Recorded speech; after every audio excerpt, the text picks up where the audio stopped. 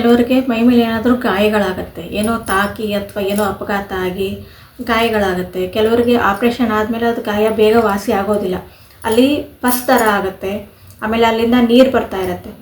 So ಅಂಥವ್ರಿಗೆಲ್ಲ ನಾವು colour therapy use ಮಾಡಿ ಹೆಂಗೆ ಸಾಲ್ವ್ ಮಾಡ್ಬೋದು ಅಂತ ನೋಡೋಣ ಇವತ್ತು. ಇವಾಗ ನಿಮ್ಗೆ ಏನಾದರೂ ಗಾಯ ಆಗಿದೆ, ಅಲ್ಲಿ ಪಸ್ ಥರ ಆಗಿದೆ, ಅಲ್ಲಿ ನೀರು ಥರ ಬರ್ತಾ ಇದೆ ಅಂದರೆ ಅದ್ರ ಸುತ್ತಲೂ ನೀವು ಡಾರ್ಕ್ ಬ್ಲೂ ಹಾಕ್ಬೋದು. ಆ ಗಾಯ ಎಲ್ಲಾಗಿದೆಯೋ ಅದ್ರ ಸುತ್ತಲೂ ಒಂದು ಡಾರ್ಕ್ ಬ್ಲೂ ಸರ್ಕಲ್ ಹಾಕಿ ಕಂಟಿನ್ಯೂಸ್ ಹಾಕಿ 1 ವಾರ 2 ವಾರ ಕಂಟಿನ್ಯೂಸ್ ಆಗಿ ಹಾಕಿ ಆ ಗಾಯ ವಾಸಿ ಆಗೋದು ನಿಮಗೆ ಗೊತ್ತಾಗುತ್ತೆ. ಅದ್ರ ಜೊತೆ ಪೇನ್ ಕೂಡ ವಾಸಿ ಆಗುತ್ತೆ.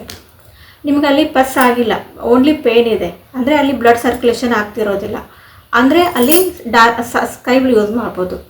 ಸ್ಕೈ ಬ್ಲೂ ಸರ್ಕಲ್ ಹಾಕೋದ್ರಿಂದ ಅಲ್ಲಿ ನಿಮಗೆ ಪೇನ್ ತುಂಬ ಬೇಗ ವಾಸಿ ಆಗುತ್ತೆ.